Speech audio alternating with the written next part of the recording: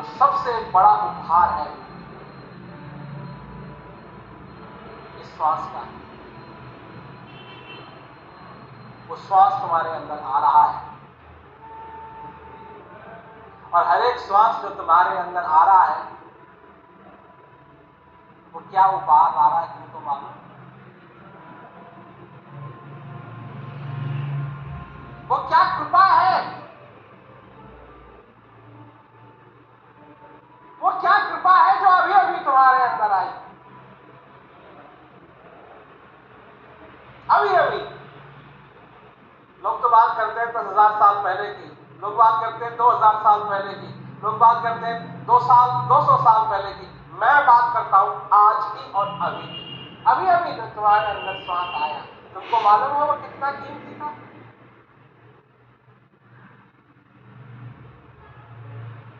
तुम्हारे अंदर अभी अभी जो श्वास आया, तुमको मालूम है उसमें क्या बसा हुआ था? तुम्हारे अंदर अभी अभी जो श्वास आया, क्या तुमको मालूम है कि वो प्रत्यक्ष सारी दुनिया को बनाने वाले की कृपा थी कि वो श्वास तुम्हारे अंदर। संसार का कोई लीडर ऐसा नहीं है,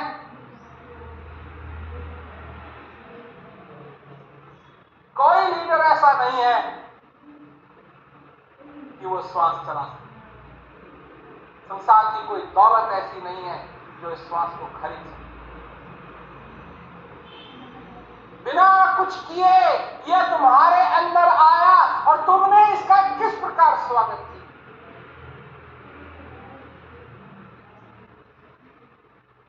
स्वागत।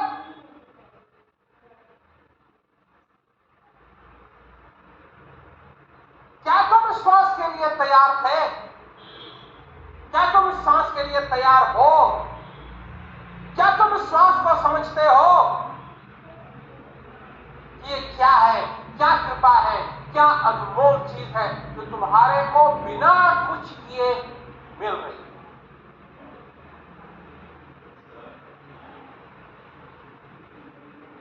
तो अगर सीखना चाहते हो कोई चीज, तो ये सीखो कि इस श्वास का आदर कैसे किया जाता है। ये सीखो कि इस श्वास का स्वागत कैसे किया जाता है। किस प्रकार ये श्वास आया, कहां से आया, कहां जाएगा, किसी को नहीं मालूम, पर आया। और ये कृपा। कितनी बार तुमने ये सोचा होगा कि भगवान अगर तू है तो कोई मेरे को ऐसा कोई चिन्ह दे जिससे मेरे को विश्वास हो सके कि तू है।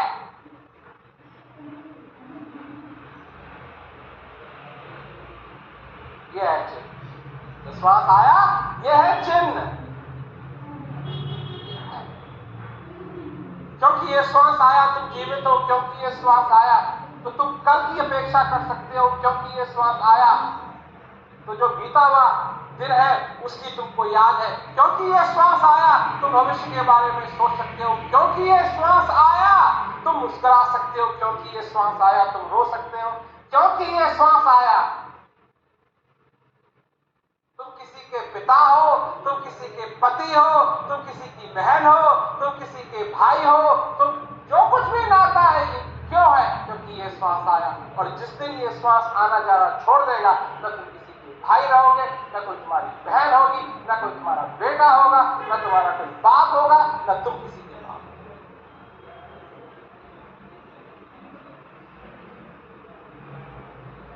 आसपास में देखो, ऊपर की तरफ देखो तो आसमान नीला लगता है। क्यों लग रहा है ये आसमान नीला? मालूम है?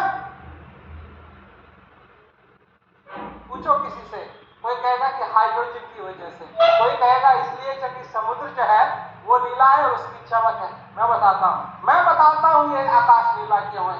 ये नीला इसलिए है क्योंकि ये श्वास है। जिस दिन ये आना जाना छोड़ देगा,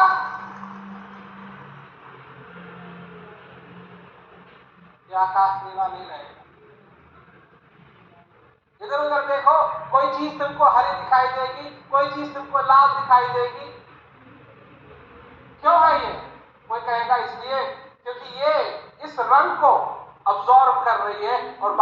सारे रंग हैं उनको वापस फेंक रही। मैं बताता हूं, क्योंकि ये श्वास आया इसलिए ये रंग दिखाई दे रहा है। जिस दिन ये श्वास नहीं आएगा ये रंग नहीं दिखाई देगा। तुम अमीर हो या गरीब हो, तुम अगर अमीर हो तो इसलिए हो ये श्वास आया, तुम अगर गरीब हो तो इसलिए हो ये श्वास आया। और जिस दिन ये श्वास आना जाना बंद हो जाएगा ना तुम गरीब रहोगे ना तुम अमीर।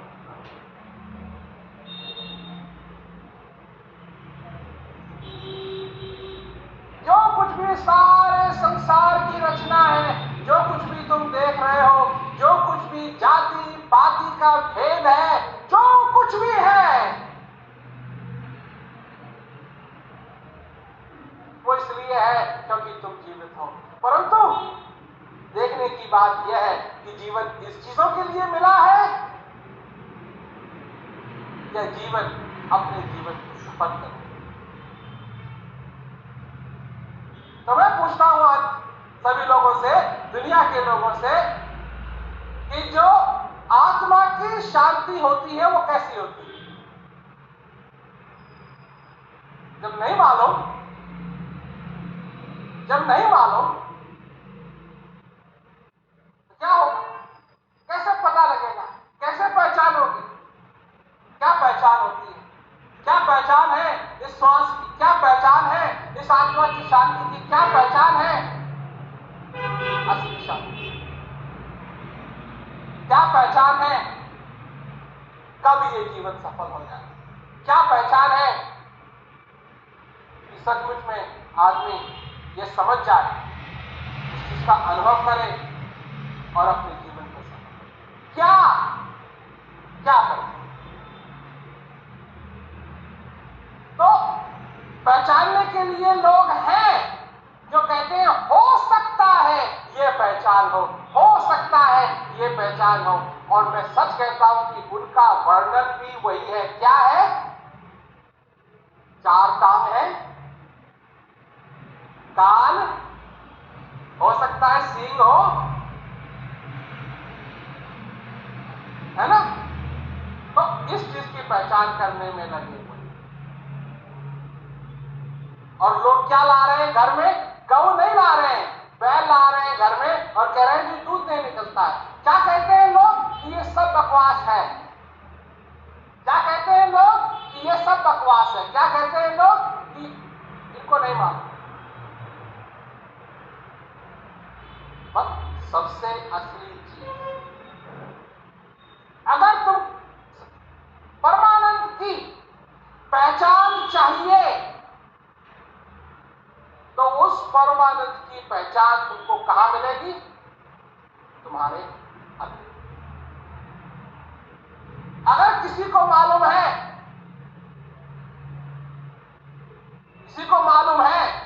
तो एक को मालूम है, और वह है तुम्हारे हृदय। तो इसलिए मैं सबसे कहता हूं कि जो अंदर की चीज है उसको अंदर ही पकड़ना सीखो, समझना सीखो। और जिन लोगों को ये ज्ञान है, जिन लोगों को ये ज्ञान है वो इस चीज को समझ सकते हैं। मैं लोगों से कहता हूं कि जिनको ये ज्ञान है वो सचमुच में बहुत भाग्यशाली है, बहुत ही भाग्यशाली। क्यों? कि उनको विद्या मालूम है भवसागर से कैसे पार उतरना है, इस बात की उनको विद्या मालूम, इसलिए भाग्यशाली। तुम भजन अभ्यास करो, ये एक ऐसी विधि है कि बड़े से बड़े तूफान को भी शांत कर। मैं ये नहीं कह रहा हूं कि तूफान नहीं आएगा, तूफान आएगा, परंतु ये एक ऐसी विद्या है जो बड़े से बड़े तूफान को भी शांत कर। पर इसका अभ्यास करने की जरूरत है।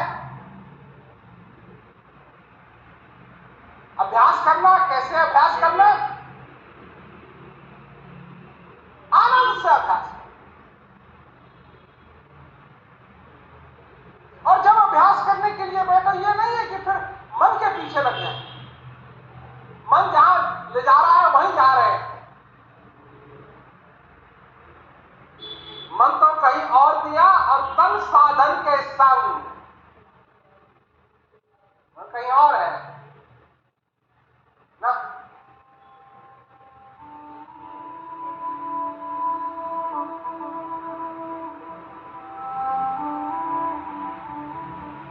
प्रेमी के लिए सबसे बड़ी चीज है कि ये मेरा समय है, ये मेरा समय है, मेरे अंदर जाने का समय है, ये समय है कि मैं अपने हृदय की प्यास को, ये मेरा समय। और मन से क्या कहना है, तेरे लिए तो सारा दिन, सारी रात, परंतु ये जो समय है, ये समय है कि मैं अंदर जाऊंगा और गुरु महाराज जी का दिया हुआ ये जो प्रसाद है, गुरु महाराज जी का दिया हुआ ये जो ज्ञान है, इसके द्वारा मैं अपने जीवन को तब आनंद से इसका स्वागत करते हुए, अपने जीवन में इसका स्वागत करते हुए जो ये अभ्यास करेगा उसको आनंद।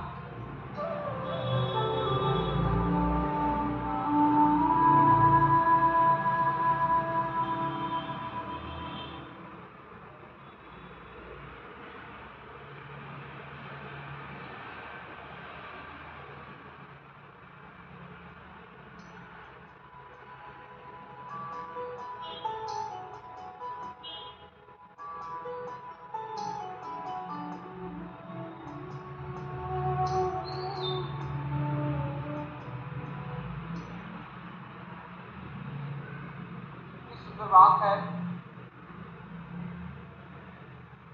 कि एक तो हमको ये जीवन मिला और ऊपर से ये ज्ञान मिला ताकि हम इस जीवन को समझ सकें, इसका पूरा पूरा फायदा उठा सकें। मैं एक बात सब लोगों के आगे रखता हूं, कहानी का रूप है। तो एक जगह थी और ये भी जगह बड़ी अजीब जगह थी, क्योंकि एक नदी थी,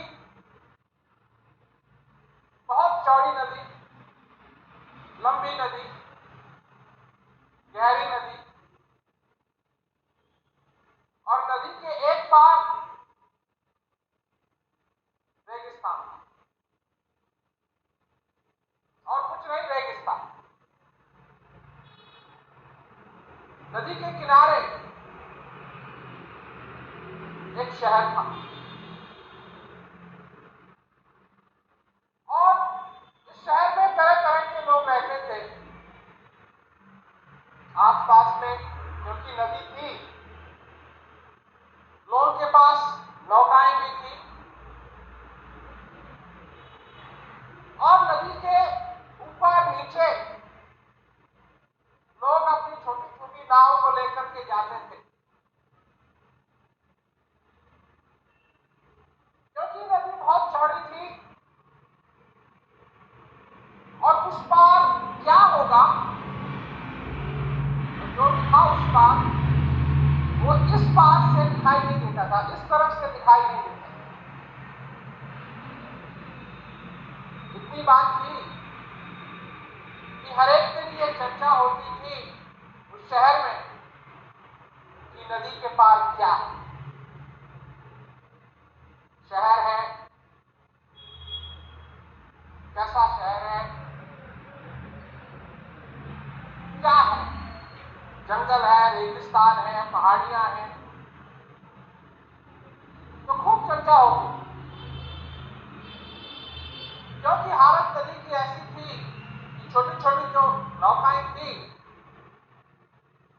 वो कभी नदी को पार करने की कोशिश नहीं करती,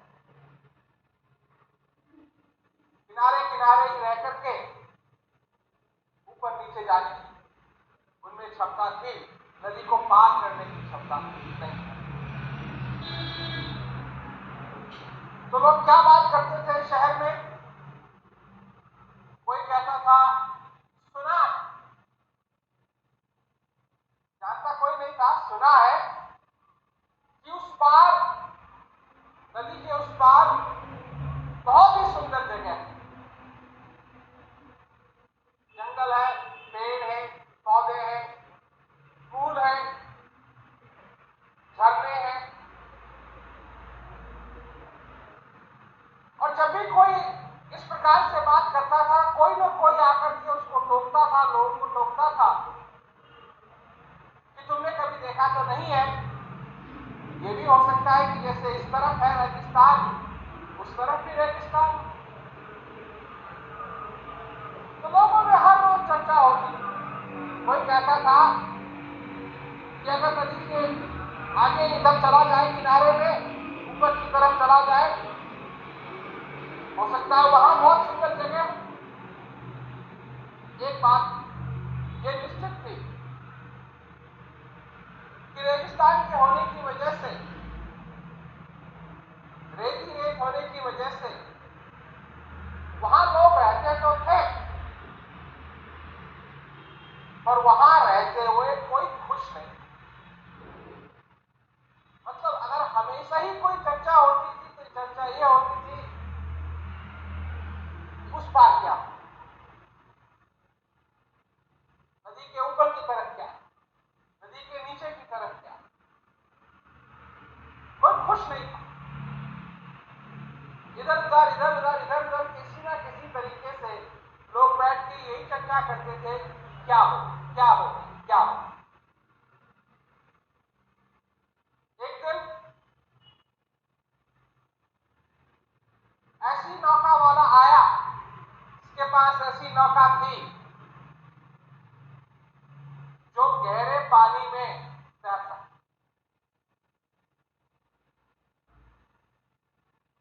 अगर लहरें बड़ी हो, छोटी नौका और बड़ी नौका का यही अंतर है, जब लहर बड़ी होती है ना तो छोटी नौका डूब सकती है, और बड़ी नौका में यह शक्ति है, ये क्षमता है कि वो उन बड़ी लहरों को पार करके चलती रहे। तो एक ऐसा आया जिसके पास ऐसी नौका थी, और उसने वहां के कुछ लोगों को आमंत्रित किया कि जो आना चाहता है मैं उसको उस पार ले जा सकता।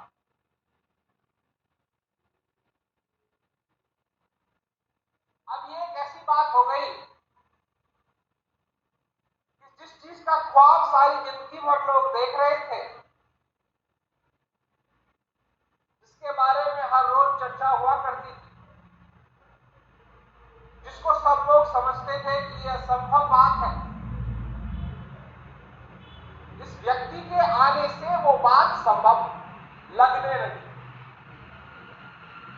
क्योंकि दावा यही था कि मैं तुमको इस पार से उस पार ले जा सकता, मेरे पास नौका है, मेरे पास क्षमता है। अब लोगों में और चर्चा बढ़ गई। जैसे लोगों ने इस बात को सुना तो किसी ने कहा कि नहीं, इसका कैसे विश्वास किया जाए, इसका कैसे विश्वास किया जाए, और हमको कैसे मालूम पड़ेगा कि इस नौका में अगर जाएंगे तो कहीं डूब न जाए। तो भाई हम जहां हैं, जैसे हैं वैसे ही, इतने साल यहां गुजार लिए हैं और थोड़े साल गुजार लेंगे, क्या बात, आगे कोई नहीं आया। पर शहर में चर्चा खूब होती रही।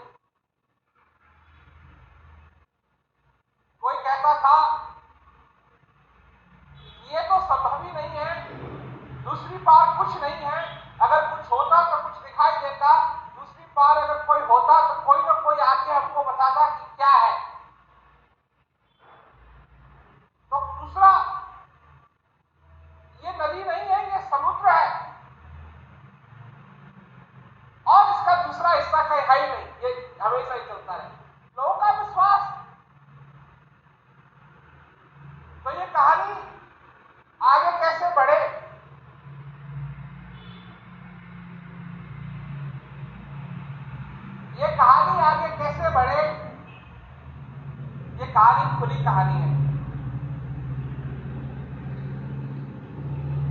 क्योंकि ये और किसी की कहानी नहीं, ये हम लोगों की ही कहानी है। एक तरफ इस रेगिस्तान में रहते हैं, ये शहर है, और चिंता, बातचीत, ख्वाब दूसरी तरफ का देखते हैं, कुछ होगा। कई लोग हैं जो कहते हैं कुछ नहीं है, यही है सब कुछ है, जो कुछ है यही है और कुछ नहीं है, ऐसे लोग हैं।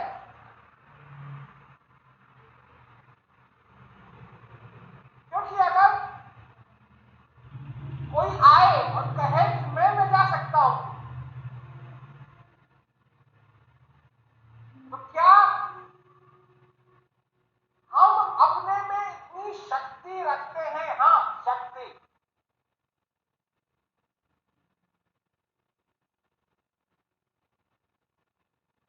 क्योंकि असली विश्वास के लिए दो तरह के विश्वास होते हैं, एक होता है अंधविश्वास, एक होता है असली विश्वास। अंधविश्वास के लिए शक्ति की जरूरत नहीं है, अंधविश्वास के लिए शक्ति की जरूरत नहीं है, पर असली विश्वास के लिए शक्ति की जरूरत है। क्या हम अपने में इतना विश्वास, इतनी शक्ति रखते हैं कि हम उस आदमी से ये कह सके हमको उस पार ले जाओ?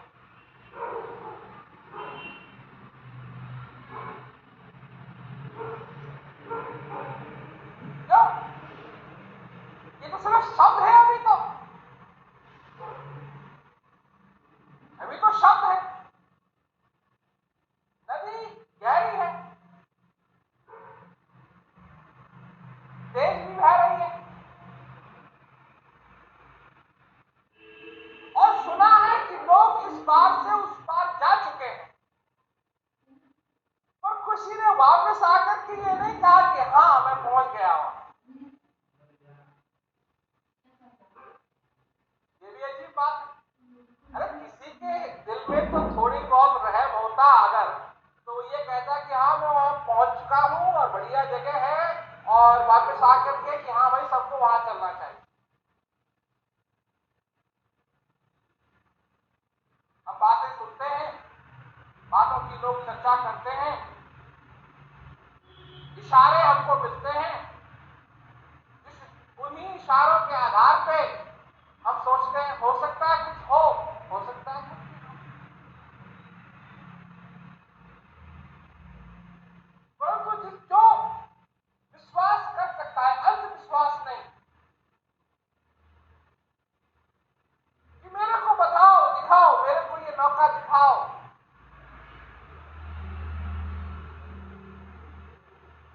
मैं तुम्हारे साथ चलने के लिए तैयार हूं, मेरे को बताओ क्या क्या कठिनाई आएंगी,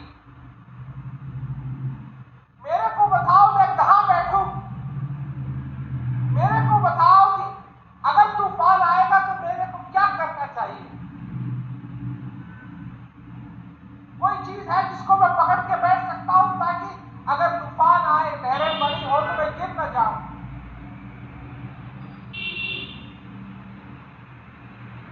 मैं पूछूं तो सही, अंधविश्वास की क्या बात है? आंखें बंद की, हाँ जी मैं बैठ गया, ले जाओ जी, और मेरे को बता देना कि जब पहुंच गए तो आंख खोल दो, मेरे को डर लगता है। तो भाई जो कुछ भी है, कितनी सुंदर बात है, इतनी शक्ति हो कि विश्वास, अंधविश्वास नहीं, विश्वास के साथ मैं भी उस नौका में कदम रखूं और प्रार्थना करूं इस कप्तान से